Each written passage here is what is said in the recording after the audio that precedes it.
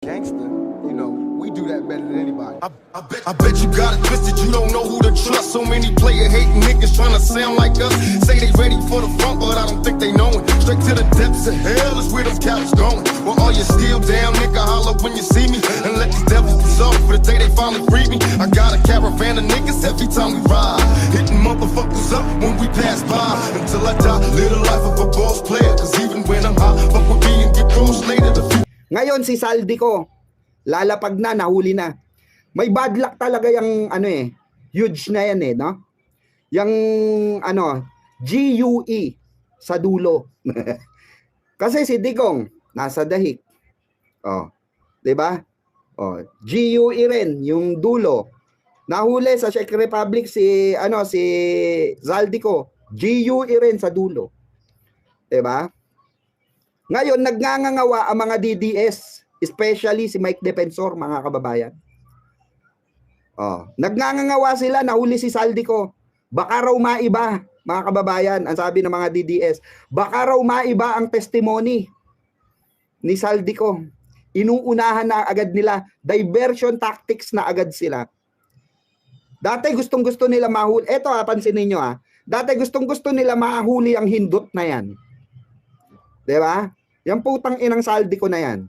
Gustong-gusto nila mahuli dati. Ngayon nahuli na. Iuuwi na sa Pilipinas. Nakipag-ugnayan na po ang ating mahal na Pangulo sa Czech Republic. May kumukundi na pa, mga kababayan. May kumukundi na pa. Diba? May kumukundi na pang mga DDS na akala mo naman talaga merong alam. Puta, meron pala kayong alam Ba't hindi nyo gamitin sa tamang platform? Diba? Bakit kayo sa social media ngawa ng ngawa? Mga yudiputa kayo, wala naman pala kayong ibubugat. Diba? Ngayong nahuli na, tapos ngayon kayo ngangawa na kesyo dapat daw bantayang maigi dahil baka raw mag-iba yung tapos may mga nauuna pa nagsasabi diyan na baka raw kinausap na sumuko, palabas na lang daw yung nahuli. Ang dami yung espekulasyon ng mga DDS na tanga na to, no? Marami po silang espekulasyon, pero samantala yung speculation nila wala namang ebidensya. Literal na espekulasyon. Anong gagawin niyang espekulasyon niyo? Mga DDS, anong magagawa ng speculation niyo? May magagawa ba diyan? May magagawa ba yan? Mag-isip kasi kayo, mga bobo. 'Di ba? Literal kasi kayong mga bobo at tanga. Bigay kayo ng bigay ng speculation nyo, wala naman magagawa sa social media dahil wala naman dito ang katarungan, mga tanga. Gusto nyo, samahan nyo si Saldico, 'di ba? Bigyan nyo ng script kagaya ng ginawa ng Campo, di umano nila Marcoleta kay Gutesa na mali-mali pa. Kaya ang gagawin ngayon ni Senator Pampilo Lacson, iimbita niya mga puki ng inang 18 ex-Marines na yan. 'Di ba? Para magkalantaran na kung papalag ba sila. Kung papalag sila, 'di ba? Titignan kung magma-matching lahat ng sinasabi nila regarding diyan sa puki ng inang maletang na yan, 'di ba? Issue na yan. Kasi lahat naman tayo gusto natin malaman kung sino yung nagsasabi ng totoo Pero ang hindi ko ma-get sa mga DDS, putang ina, nahuli na lahat-lahat si Saldico, may mga reklamo pa rin ng mga hindurotot na to. Itong mga buwaka ng inang putok sa buho na ito. 'Di ba? Puta, nahuli na nga Dapat nga masaya nga kayo, nahuli na. Dahil may tendency lumabas na ang totoo sa investigasyon na gagawin ng Kamara at ng Senado, ng Blue Ribbon Committee. Diba? Kasi ang Pangulong Bongbong Marcos, kami mga BBM vlogger, kami mga nakasuporta sa administrasyon, hindi kami natatakot. Dahil alam namin, hindi gagalaw si Pangulo kung alam niyang ikakapahamak niya. Puta, bakit niya pa iimbestigahan yung flood control issue na yan kung siya mismo ang may pakana? Mga bobo kayo. Sabi ko nga, sinong tangang magnanakaw na paiimbestigahan yung mga kasamahan niya? Diba? Oh. Ganun lang kasimple yun. Let's do this. Let's do this in a proper forum. Ang mga DDS kasi, ang proper forum nila, alam nyo kung ano? Chismis. Puki ng inang yan. Dinami-rami, no? Nang ibabato nyo sa aming mga vlogger ni BBM, putang ina chismis.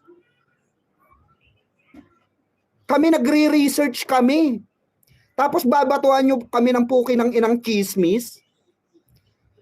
Diba? Kaya nga sa inyo, pag sa kalye serye, pansinin nyo pag sa kalye serye, pag mga DDS ang tinanong, wala may sagot na tama. Ay, hindi ko po alam. Basta po. Paulit-ulit na sagot yan. Hindi ko pa po alam eh. Gusto nyo yung sample? Ito. Tayo na. Ito, sample.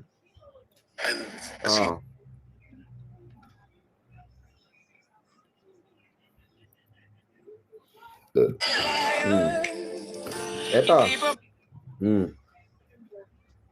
Sample. Ano ang hatol mo pagdating sa usapin ng impeachment niya? Guilty or not guilty? Sino ba to? Sorry, hindi ako... Ano ang hatol... Sir, ano ang hatol mo pagdating sa Hanap tayo ng DDS, ha? Guilty or not guilty? Not guilty. Bakit po not guilty? Guilty pala. Kasi hindi siya pumupunta sa sa di ba pinapatawag siya sa gobyerno? Di ba? Hindi siya sumisip. Biglang biglang kabig agad.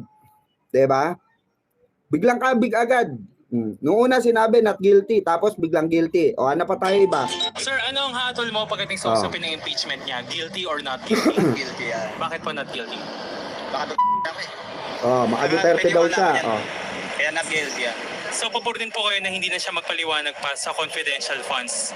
Hindi naman kailangan magpaliwanag kasi confidential nga. Hindi na kailangan magpaliwanag. Paano po yung notice of disallowance ng COA na 73.2 million na pinababalik po sa kanya? Napaliwanag na ng buwan yun, ng COA. Hindi pa po siya clear doon. Kumbaga may notice of disallowance po. Pero may paliwanag na siya. Wala po. Di ba? Tangan DDS si Manong. Hindi alam yung sinasabing in-issue ng COA na notice of disallowance. Meaning to say, kailangan isettle ng Office of the Vice President yung pinababalik sa kanyang 7 million plus mga kababayan. Na galing doon sa overprice na mga motor na pinabili kay Madriaga. 'Di ba? Yun po yung 19 na units na nakalagay dun sa COA report na sinumite ng OBP, mga kababayan. OBP mismo ang nagsumite. Si Madriaga pala ang bumili noon ayon mismo sa affidavit ni Madriaga.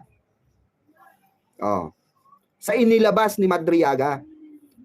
Mga big bike, mga kababayan. Kaya nga 1.3 million kada isang motor. Akala ni Vice President Sara Duterte nyo, makakaligtas siya sa COA. Ngayon, meron siyang notice of disallowance na tinatawag na hindi naiintindihan nung pro Duterte daw siya. Halata naman, tanga ka. Kaya yung paliwanag yan. Yan pa. Yan abogado rin yan. Kaya may alam din sa mga kanyan, mga tawag ito, pamamaraan nila. So tatakbo po siyang Pangulo, ano pong masasabi niyo? Mananalo yan. Landslide. So pabor din po kayo maibalik ang EJK. EJK mas maganda yon. Di ba tanga?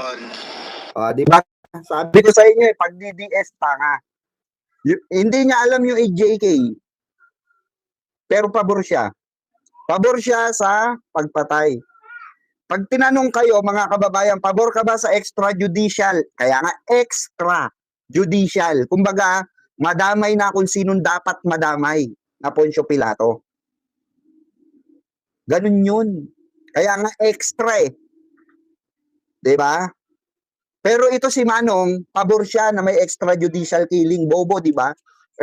Sabi ko sa inyo, pag DDS, walang laman ang utak. Dito sila napapahiya sa mga ganitong klase ng interview. Imagine niyo, nakikita ang hilatsa ng pagmumuka ng kabobohan nila. 'Di ba? Imagine niyo gaano kay ano na to, ilang views na to? Oh. 100 plus thousand.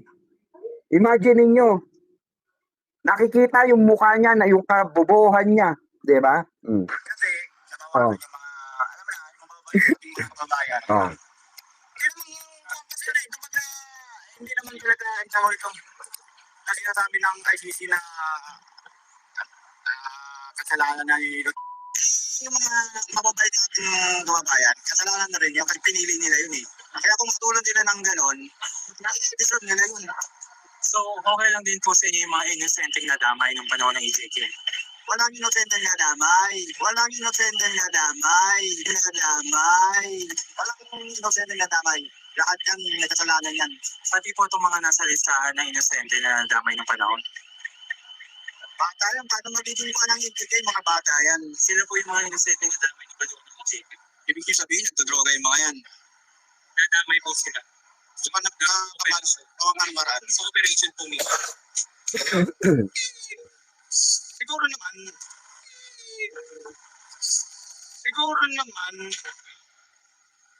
Wala na. Di ba? tawag dito. Wala na, hindi na nakapagsalita dito. Hindi na nakapagsalita si Kuya Mongoloid. Kasi hindi niya natindihan yung salitang EJK, extrajudicial killing. Pag pumabor ka sa extrajudicial killing, mga kababayan, pinatunayan mong bobo ka. Simple lang ang sagot niyan pag tinanong ka. Pabor ka ba sa extrajudicial killing? Hindi po. 'Di ba? Hindi po ako pabor kasi patayan 'yan eh. Extra 'yan, may extra pa, may mga madadamay diyan. 'Yun ang isasagot mo. Hindi yung sabi mo, oo, kasi mga addict 'yan eh. Nasosopla tuloy si Manong nung pinakitaan ng cameraman ng ng ebidensya ng mga nadamay na mga bata. Which is kami, saksing buhay kami mga kababayan, nung na-interview po namin ang biktima, itong mga inosenteng nadamay, na-interview po namin ng personal. May kwekwento ko sa inyo. Yung sinasabi dito na 5 years old na bata, yung lola niya naglalaba sa labas ng bahay. May dumating na mga kapulisan, dito po ba nakatira si ganito? Sabi dun sa lola. Opo. Hindi alam ng mga pulis, bit-bit nung tatay, yung 5 taong gulang na anak, pinapatulog dun sa loob ng bahay. Ang ginawa daw nung mga kapulisan na yon, na inutusan ni Digong, kasi nga may kota, may premyo, pinagraratrat yung bahay. Kinaladkad yung tatay, nagulat daw yung mga pulis, nakabulagta rin yung bata. Alam nyo pa sinisi ng pulis? Yung matanda. Ayon yan mismo doon sa sa matanda nagkwento na senior citizen na na-interview namin during that day. Na-interview po namin. Sabi ko nga, demonyo ka na lang kung hindi ka maawa eh. 'Di ba? So hindi raw alam nung mga pulis na yon na may bit-bit na bata yung hindi nyo pinasok eh. Nanratrat kayo bigla, tapos ang sinisi hindi yung matanda, sinisi yung ng mga pulis, hindi raw kasi sinabi or hindi raw nagsalita yung matanda kasi alam daw nila may baril daw yung tatay. Di ba mga gago? Tapos pabor kayo sa pagpatay. 'Di ba? Yun yung sinasabi natin, mga kababayan. Yung critical thinking, paganahin dapat. Okay, yung IQ ginagamit 'yan sa tamang tawag dito pagsagot. Hindi yan ginagamit ng basta-basta lang. Oh. 'Di ba mga kababayan? Kaya yung mga nagsasabi diyan na mga solid Duterte kayo, obvious sa inyo. Na mga bobo kayo, kahit sa amin kayong mga vlogger makipagdebate, kakain kayo ng lupa eh. Dahil sa katangahan nyo eh. Pag nilatagan na namin kayo ng resibo, wala na kayo eh. 'Di ba? Pag nilatagan na namin kayo, ng hindi fake news, wala na kayo. Yun nga yung sinasabi ng mainstream media eh.